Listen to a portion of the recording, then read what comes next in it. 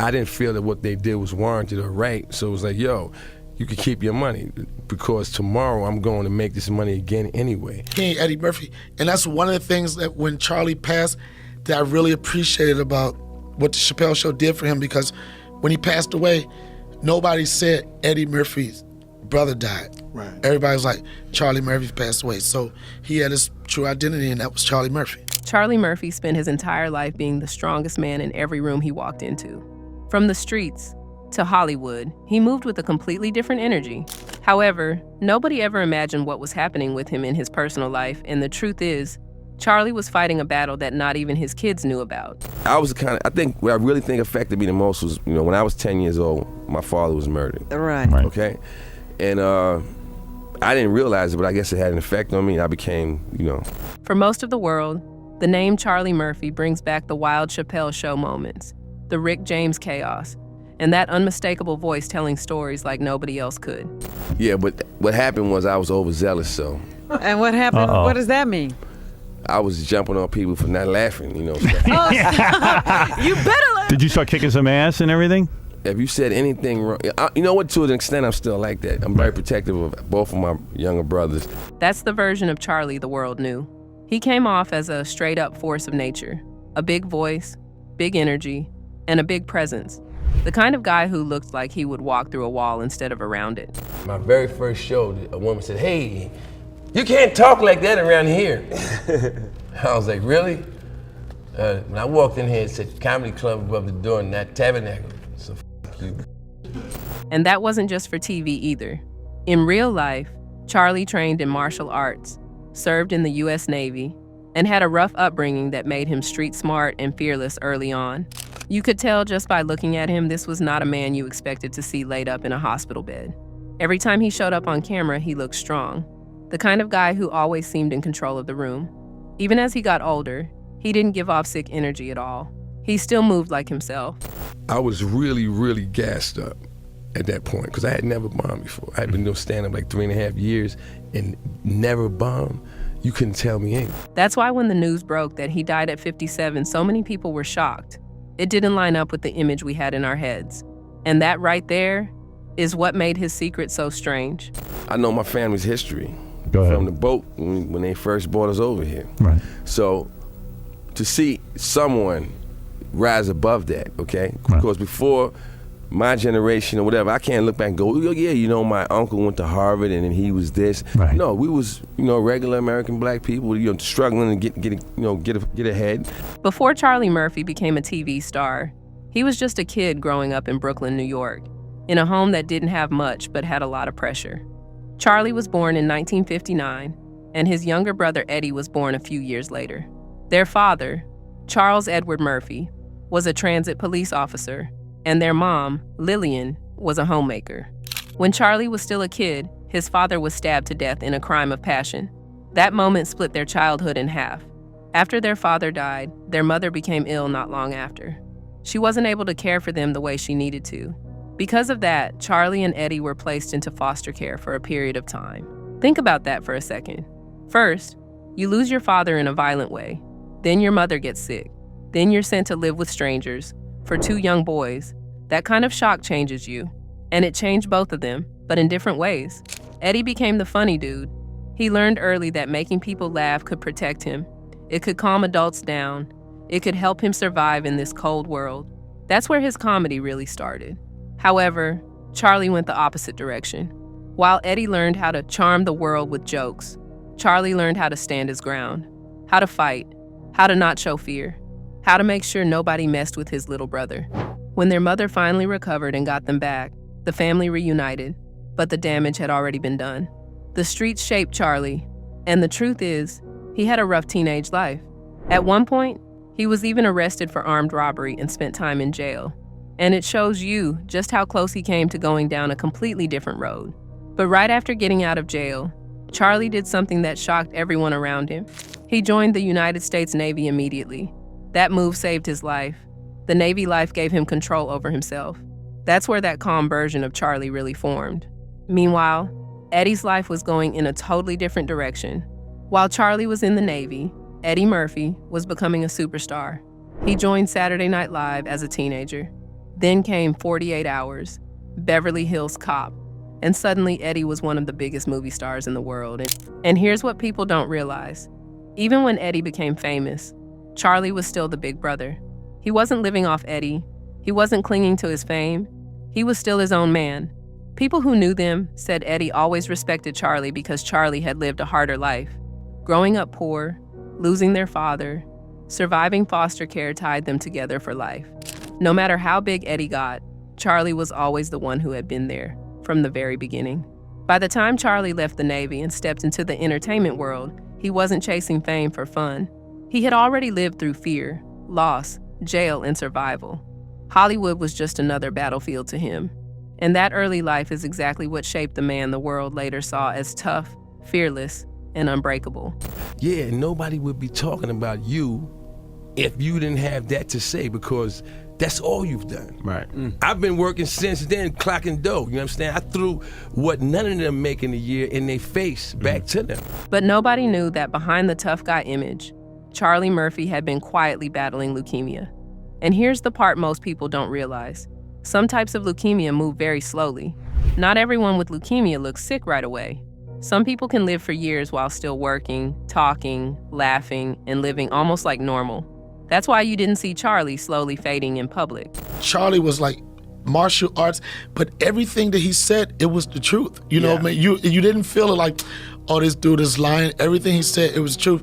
And one of the most genuine people you want to meet, man. So yeah, it is 100% possible that he looked fine while he was actually very sick. And Charlie Murphy already shaved his head most of the time anyway. So even if he lost hair, nobody would have thought twice about it. Add makeup, camera lighting, editing, and clothing tricks, and a sick person can look a whole lot healthier than they really are. Also, TV shows and movies aren't filmed start to finish in one long run. They're broken into small scenes, short shoot days, and long breaks in between. An actor can show up, film a few scenes, go home, rest, and repeat. To the fans, it looks like nonstop work, but in real life, it's actually not. So when you put all of that together, slow-moving leukemia, spaced-out chemo, shaved head, makeup, short filming days, it becomes very clear how he was able to hide it. And here's the part that really makes it sink in. Charlie Murphy didn't just quietly disappear from the spotlight while he was sick. He kept working, he kept showing up, he kept acting, and he kept being Charlie Murphy to the world. That wasn't an accident. That was a choice. He did not want to be seen as the sick guy. He did not want pity. He did not want his career to turn into a countdown clock. So to everyone watching at home, he still looked like the same tough guy he'd always been. When you're around somebody that has too much on their plate, see, when you have too much on your plate, some of it's going to fall off. And if someone has the wherewithal to be standing under your plate with a net, they're going to catch it. In the final months of his life, Charlie Murphy was still filming Power while playing the character of a prison guard. And let's be real about that job for a second. That is not a soft, sit-down role. That's a physical role. Long hours on set, high stress, late nights, early mornings, the kind of work that wears your body down even if you're perfectly healthy. And yet, he showed up and did the job. After Charlie passed away, 50 Cent and several people from the cast and crew all said the same thing. They had no idea he was sick. We're really honored that he was with us, and we didn't know what was going on, so it was a surprise to us as well. This is his last performance, I'm sure. Yeah, which I think he knew, actually. And I think you can see it. He had fun. He enjoyed himself. You might be saying, hold on, no way someone can act on a major TV show while doing chemo. That sounds impossible. And honestly, that sounds fair. Because like we said earlier, most of us only know chemo from movies. We think of someone too weak to walk, too tired to speak, always in a hospital bed. But real life doesn't always look like the movies. Here's how it actually works in many cases. First, TV shows don't film in one long stretch. They shoot in small pieces. An actor might only be on set for a few hours on certain days, not all day every day. Second, chemo is usually spread out. It's not always daily. Some people get treatments once every few weeks. In between, the body tries to recover. During that recovery time, some people look and feel almost normal. Third, and this part is important because adrenaline is a powerful thing. When cameras are rolling, the body can push itself way past what it should normally handle. Pain gets pushed to the background. Fatigue gets ignored. and the mind locks in on the job. So yeah, someone can look fine at work and then crash hard once they get home. But now let's talk about the real reason he kept working. This wasn't just about money. This wasn't just about contracts. Charlie Murphy did not want to be known as the sick guy. He didn't want his last chapter to be about hospital beds and sympathy. He didn't want people whispering about his health every time he walked into a room.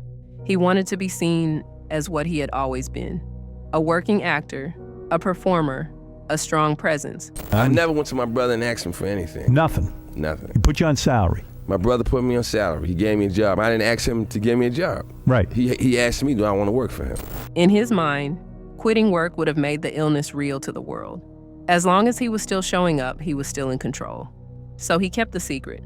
And that same secret didn't just fool Hollywood, it fooled his own family too. Yes, his family knew he was sick. That part is true. But what they didn't know was how bad it really was. They believed he was getting better. They believed the treatments were working. They believed he was going to come out on the other side of this. And then, all of a sudden, he was gone. When he passed away, his family was stunned. They were not prepared for how sudden it was. They didn't think death was right around the corner. They thought they still had time. But behind closed doors, his body was quietly losing a battle that almost no one saw coming. We've just learned that Charlie Murphy, Eddie Murphy's older brother and a widely known stand-up comedian, has just died. To really understand why Charlie Murphy was so scared of cancer, you have to know this part of his life first. Because for him, cancer wasn't some random medical word. He had already lived this nightmare once before. His wife, Tisha, died of cervical cancer in 2009. If you've ever seen someone you love fight cancer up close, you already know how heavy that is. You don't forget the sounds. You don't forget the weakness. You don't forget how helpless you feel watching someone fade a little more each week. That was his wife, the mother of his kids, the person he built his life with. So when she passed away in 2009, it tore his world apart. Suddenly, Charlie wasn't just a husband anymore. He was a single father, raising their children without her. The house they once shared became quiet. The future they planned together disappeared. Now, years later, when Charlie himself was told he had cancer, think about what went through his mind. He didn't need doctors to explain the road ahead. He already knew how hard the treatments would be, how weak it could make him, how long and painful the fight might be, and how it could end. So when people ask, why didn't he tell everyone? This is why.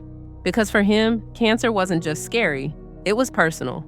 I was reading some tweets today, people still react to it like it's fresh and just happened yesterday, you know what I'm saying? So not very many, things resonate like that. Now let's talk about why he stayed quiet about it. First, his kids. Charlie had already lost their mother to cancer. He had already watched them go through that pain once.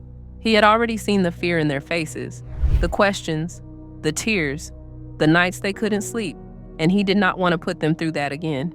He wanted to protect them from that fear for as long as he possibly could. Second, he didn't want the world feeling sorry for him. Charlie was a proud man, a tough man, a man who had survived the streets, prison, the Navy, and Hollywood. He did not want to be seen as weak. He didn't want interviews to turn into sad conversations. He wanted to be Charlie Murphy to the very end, not Charlie Murphy, the cancer patient. You may do something with your life. That's reality. That's reality, son. You know what I'm saying? So you can say whatever you want about me, but I've raised 2 kids to be grown, through college. I got 2 more. I'm holding it down with them. I do my job. And yes, I did have an incident at Grambling, but like I said, And here's the real truth that a lot of people understand, but don't always say out loud. If you've ever watched someone you love die slowly, you understand exactly why he stayed quiet. Because once you tell people, they look at you differently. They talk to you differently. They treat you differently. And he didn't want his final months to feel like a goodbye tour. Now here's where things go even deeper. Because this way of handling pain didn't start with cancer. It started when Charlie was just a kid. the woman that killed my father. Oh, it was a woman. Yeah. Wow. Why did a woman kill your father? Lovers quarrel. Lovers quarrel. Oh, so your parents weren't together? Stories, no, they weren't together. Oh, okay. And it's one of the oldest stories in the books, Charlie's father was stabbed to death in a crime of passion, and Charlie was just a child when it happened.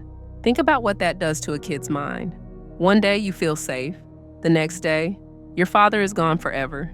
That shatters your sense of safety. It breaks your trust in the world. It teaches you very early that life can change in a second. Not long after that, his mother became sick. and Charlie and Eddie were placed into foster care for a period of time. For a young kid, that kind of pain and confusion doesn't just fade away. It settles into the body. It turns into anger. It turns into fear. It turns into walls. And that's exactly what happened to Charlie. As he got older, he became angry and reckless. He got involved in crime. At one point, he committed armed robbery and ended up in jail. Were you in trouble with the law? Quite a bit, yes. Were you ever in prison, though? Nassau County Jail was as far as it went for me. Right. And, I got my life together after. After he got out of jail, Charlie made a life-changing move. He joined the U.S. Navy immediately. Think about how big that shift is. From jail to the military. So what happened? So did you get in trouble with the law when you started to be an overly aggressive bodyguard?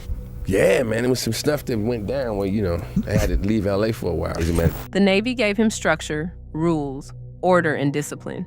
But it also taught him something else that would follow him for the rest of his life. How to shut emotions off, how to push through pain, how to hide your suffering, how to keep moving no matter what's happening inside. And that same skill he learned in the Navy, the skill of locking feelings away, is the exact same skill he later used to hide his illness. By the time cancer entered his life, Charlie was already trained to handle pain silently. Well, when I came out the Navy, that's all I was actually qualified to do. Right. When I was in the Navy, I worked in the boiler room. Now here's where things got really messy. Because right before Charlie passed away, there was one last message. Release the past to rest as deeply as possible. At the time when people first saw it, they thought it was just one of those deep, random thoughts people post at midnight. Motivational, philosophical, something to think about and scroll past. But once you place it next to everything we now know, it sounds different. Let's break it down in the simplest way. Release the past. This is a man who had been carrying pain from childhood. And now here he is, facing the end of his life, quietly telling the world, and maybe himself, to finally let all of that go. Meanwhile, the second part, rest as deeply as possible, that doesn't read like a cry for attention. It sounds like someone who is tired. It sounds like someone who has been fighting for a very long time and is finally ready to stop fighting. And it's important to say this clearly because some people still get confused about it. That tweet was not a note. Charlie did not take his own life. It wasn't a goodbye in the way people leave letters before ending things. It was something much quieter than that. It was a man who knew what was coming, and instead of making a big public announcement, he chose to leave behind a short, peaceful thought. That one short sentence says so much more when you understand the full story. And that calm makes sense when you realize he had already accepted what was happening. And think about how powerful that is for a second. Here's a man the world knew as tough, fearless, and the last thing he left behind was quiet, gentle, and reflective touch through his legacy. Charlie was an authentic human being. He really was. He's a rare guy who started doing stand-up after he was already famous. That's a hard thing to do. Now here's another part of Charlie's demise that people often talk about. So, as we all know, Eddie Murphy didn't attend Charlie's funeral, and right away people started whispering about them having bad blood. So switching speeds real quick, Charlie Murphy was laid to rest in New York City after losing his battle with leukemia last week. Yeah. And he was definitely a beloved comedian and man. There's Eddie Murphy. I can't confirm it, but he could be possible that he's dressed as George Lopez. But that wasn't the truth at all. Eddie has said he stopped going to funerals after he saw their father's body as a kid. That moment broke something in him. Funerals bring all that pain back, but still, Eddie paid for everything and handled things privately. So, yeah, this wasn't disrespectful. This was traumatic. And Charlie, that's the picture that ended my mother and father's marriage. Because my mother had spent some money. I'm 3 years old in this picture, and I'm laughing because the photographer took the picture. The flash didn't flash as soon as he hit the button, and I thought that his camera didn't work, and I busted out laughing. I literally remember this moment. But my father came home and found out that my mother had spent some money on some pictures. You spent how money on some goddamn pictures? I mean, I'm sure they were having issues, but this was the straw that broke the camel's back. This was the last straw. You buy some goddamn picture? And when you strip all the rumors away, here's what Charlie's terrible secret really was. It wasn't drugs. It wasn't It wasn't a money problem. It was leukemia and silence. He lived with the pain of a murdered father. He lost his wife to illness, and then he fought his own cancer alone, all while making millions of people laugh. So here's the real question. Was hiding his illness a sign of strength, or was it too much for one man to carry alone? Let me know what you think in the comments. See y'all in the next video.